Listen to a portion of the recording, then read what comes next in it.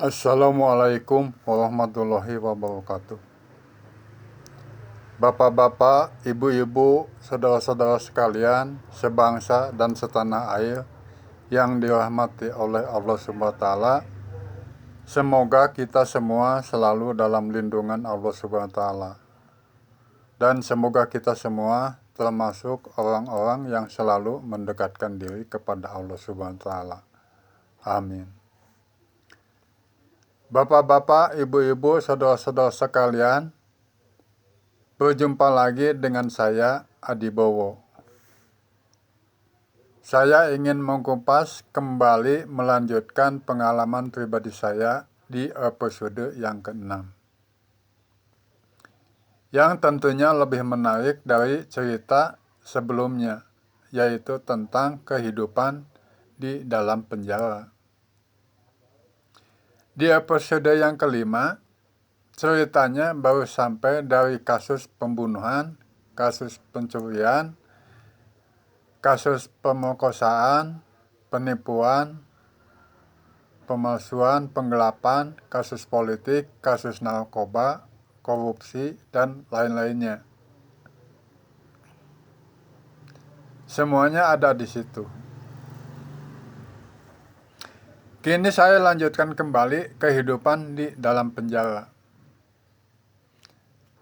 Beberapa hari kemudian, dari karantina, saya dipindahkan ke ruang tahanan kejaksaan.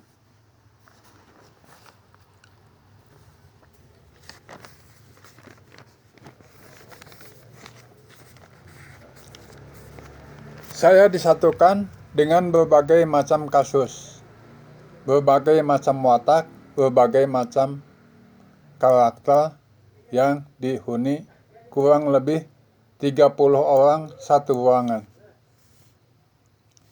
Namun demikian, ada beberapa orang napi yang termasuk napi kelas kakap selalu menghormati saya. Pada saat itu saya sama sekali tidak terpikirkan. Ternyata mereka menghargai saya karena mereka mengetahui kasus yang saya alami.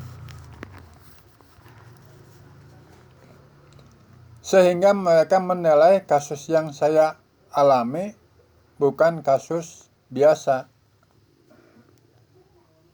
Banyak napi kelas kakap yang dekat dengan saya, sehingga saya hidup di dalam penjara sedikit nyaman. Bahkan ketika saya lagi berjemur diri, mereka suka ngasih rokok dan lain-lain. Saya di dalam penjara jarang bergaul dengan orang-orang sembarangan, terkecuali dengan orang-orang tertentu yang SDM-nya cukup baik.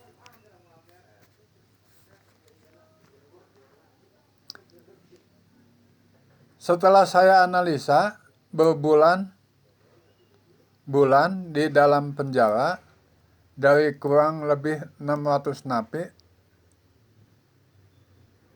kebanyakan SDM-nya di bawah normal. Banyak sekali narapidana yang tidak merasakan bangku sekolah, sehingga di lapas suka diadakan pendidikan sekolah dasar. Bapak-bapak, ibu-ibu sekalian, sebangsa dan setanah air yang dirahmati oleh Allah Subhanahu wa taala,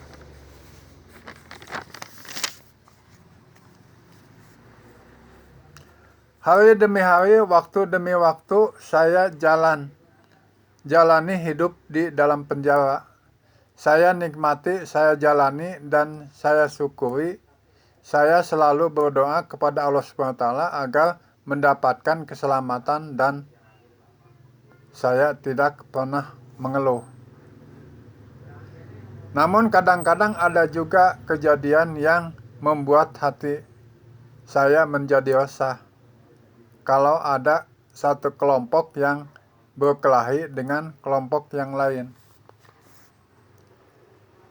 Atau kalau ada narapidana yang mau berusaha kabur, melarikan diri.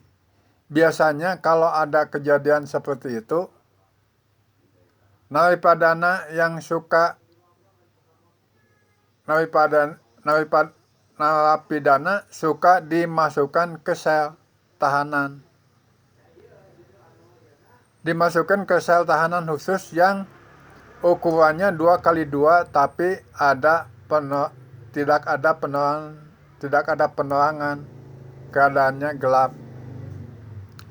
Di dalam penjara kadang ada pula yang mempunyai senjata tajam, terutama yang mempunyai kasus yang berat, seperti kasus pembunuhan dan lainnya. Namun walaupun demikian, saya selalu tetap berhati-hati. Saya selalu jaga jarak selama di dalam penjara. Karena sering ada kejadian keributan dari hal-hal yang sepele. Orang di dalam penjara kadang sangat sensitif. Hal yang sepele bisa menjadi besar. Tersinggung sedikit tanpa kompromi. Waktu itu saya dalam satu kamar sedikitnya dihuni oleh 30 napi dengan alas tempat tidur sehelai tikar. Namun demikian saya tetap menikmatinya, kerasnya hidup di dalam penjara. Tapi ada juga sebagian yang mempunyai kasur pribadi, apalagi yang mempunyai kasus besar seperti korupsi, kasus politik, kasus penipuan, kasus narkoba. Biasanya ruangannya terpisah. Paling dihuni oleh 4 orang napi karena mereka banyak uang.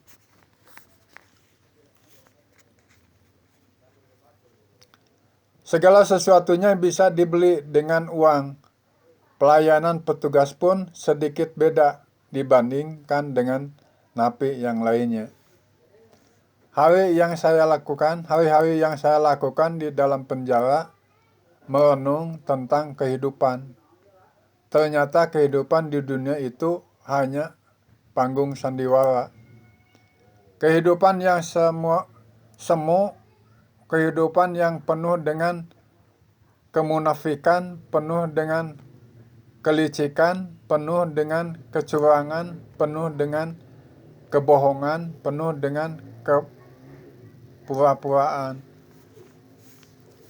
Bapak-bapak, ibu-ibu, saudara-saudara sekalian yang dirahmati oleh Allah SWT, saya lanjut dulu ke proses persidangan saya.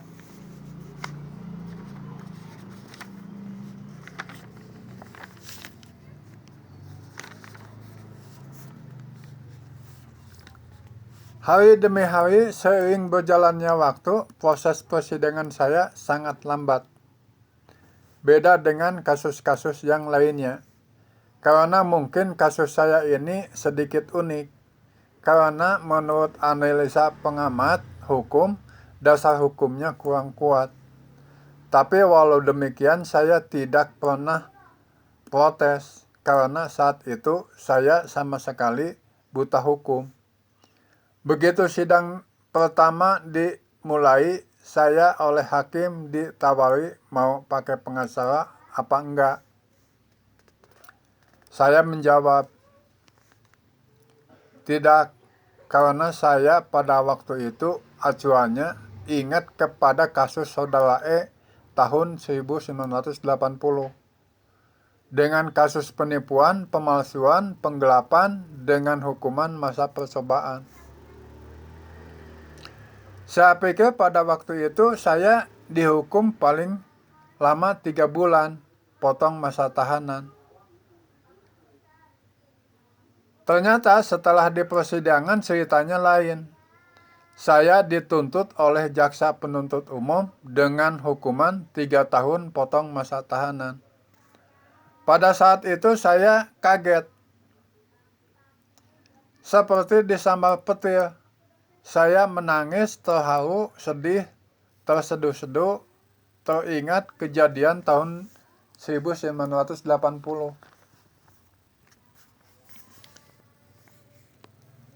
Setelah dibacakan tuntutan jaksa, sidang diundur minggu depan. Setelah saya di lapas, saya merenungi dan saya konsultasi dengan seorang narapidana yang sedikit memahami tentang hukum.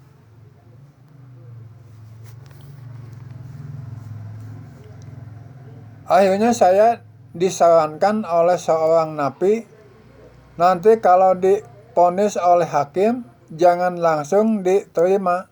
Lebih baik pikir-pikir dulu dan diterimanya nanti setelah di lapas. Ada juga seorang napi yang membantu saya membuat pledoi pembelaan yang bunyinya seperti ini. Pengakuan seorang terdakwa tidak cukup kuat untuk membuktikan seorang terdakwa bersalah. Minggu berikutnya sidang dimulai dan jaksa membacakan dakwaan dengan tuntutan hukuman 3 tahun penjara potong masa tahanan. Pada waktu itu saya memberikan pledoi pembelaan kepada hakim yang dibuat oleh seorang napi yang membantu saya. Akhirnya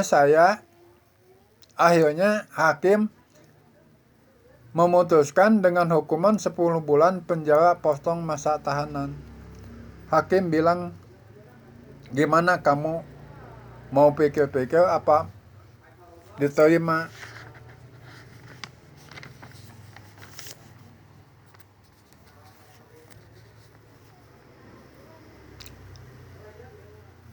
Karena saya teringat saran seorang napi, diterimanya lebih baik setelah nanti di lapas. Saya pikir-pikir. Ketika itu hakim langsung marah sampai hakim bilang begini, bahwa orang ini tidak ada kelainan jiwa. Akhirnya sesudah hakim bilang begitu, saya bilang udah aja terima Pak. Akhirnya pada hari itu juga berkas sama saya ditandatangani dengan hukuman 10 bulan potong masa tahanan. Setelah itu saya dikembalikan ke tempat tahanan Kebonwaru dengan hukuman 10 bulan potong masa tahanan.